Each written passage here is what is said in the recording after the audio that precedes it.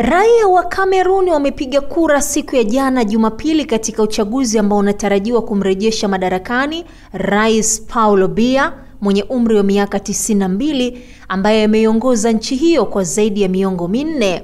Raia wa Kamerun wamemiminika kwelikweli kwenye vituo tofauti vya kupigia kura ili tu kushiriki uchaguzi huo unaotarajiwa kumrejesha kwa mara nyingine tena madarakani Paul Biya mwenye umri wa miaka 92 na ambaye ndiye kiongozi mzee zaidi duniani ambaye amehudumu kwa sasa.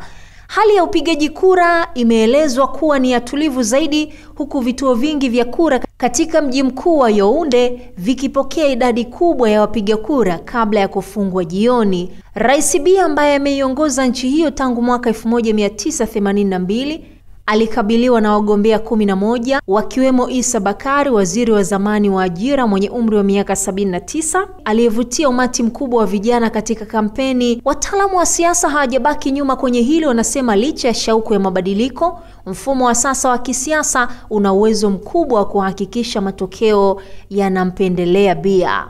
Kampeni za uchaguzi huu zimekuwa na mvuto zaidi kuliko chaguzi nyingine zote zilizopita, huku vijana wakiweka matumaini mapya ya mabadiliko kupitia sanduku la kura.